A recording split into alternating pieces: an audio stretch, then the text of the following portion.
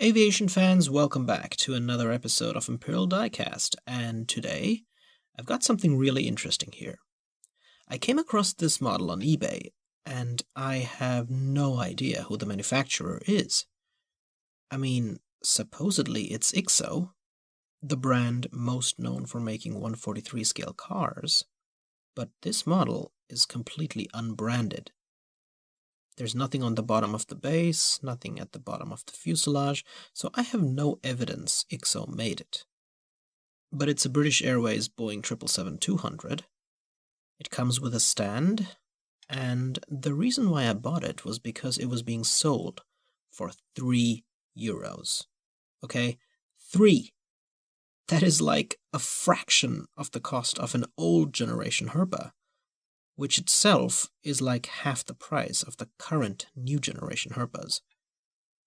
I mean, a widebody these days costs €30, give or take. An old generation is like 15, and this was 3. The eBay seller was practically giving them away, so I just tossed it into my shopping cart, and today I'm going to review it. You can already tell by the horribly stubby landing gear that it is of comparable quality to an OG Herpa, and I have reviewed several of those on my channel, including a 777, but is it worse? Or does it have extra detail in some areas? Let's find out.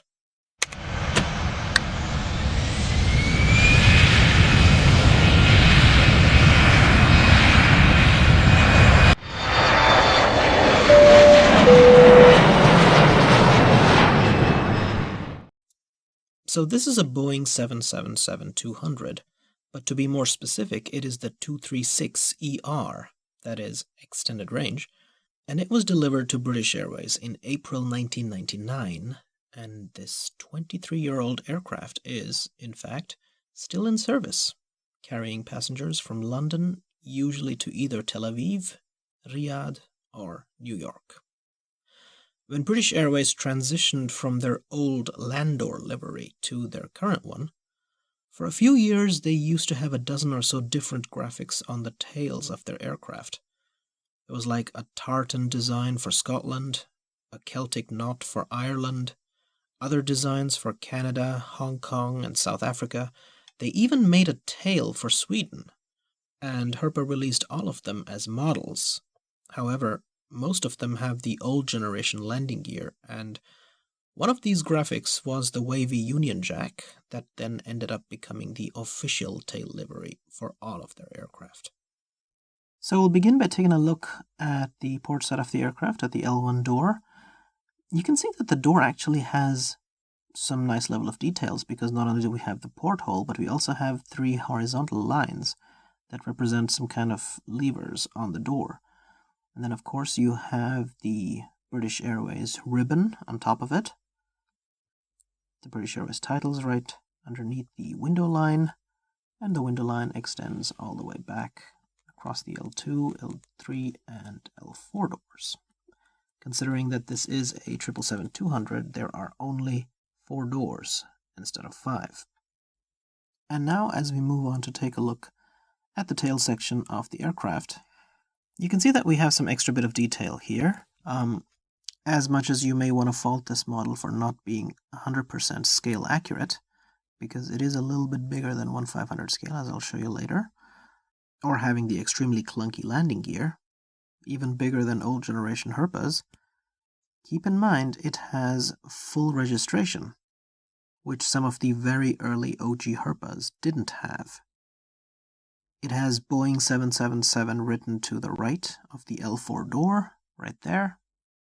It has the aircraft name, England, written on top, and it even has someone's signature, probably the artist of the tail's graphic, which is this abstract design here called the Chelsea Rose. Next, as we move on to take a look at the elevators, the elevators have a good level of detail on them. The old generation Herpa mold looked rather simple compared to this. And now if we move on to take a look at the wings of the plane, you can see the flaps, the slats, the air brakes, ailerons are all carved really nicely onto the wings. We even have the silver trim for the wings, so they actually look pretty decent. And here at the top of the fuselage, we even get our beacon light. And here's a look at the engines. The Boeing 777-200 is powered by two enormous General Electric GE90 85Bs. The engine detailing is surprisingly well done. The nose cones, for example, are more accurately proportioned to the rest of the engine than the ones in the old generation Herpa 777 mold.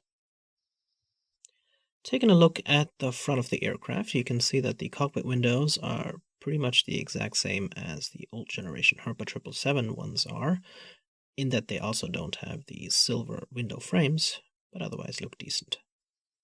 And here's a look at the starboard side of the plane. The paint on the engines here is a little splotchy, but whatever. You can also see that the engine here is slightly tilted upward, which I don't like, because the engine on the other side is perfectly level. But anyway, regarding the nose gear and the main landing gear, what I actually did here was I painted the insides of the landing gear in gray. I don't know if you can see that. So that way it looks just better, because the interior of the landing gear was a little concave, and so the gray paint was pretty easy to do while still maintaining the tires in a circular shape. Anyway, here's the bottom of the plane. You of course have the two-tone of the current British Airways livery. You get here two holes for the stand. Like I said, doesn't say who the manufacturer of the plane is. And if you look here at the front, it even has the little ram air intakes, which the old Herpa 777 mold did not have, as you may see for yourself in my Lauda Air review.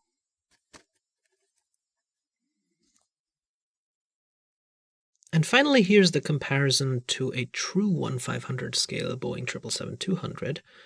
This is the Lauda Air that I've already reviewed on my channel, made by Herpa, and you can see that the British Airways 777-200 is just ever so slightly larger. I measured it, and it turns out it's actually 1/480 scale instead of 1/500.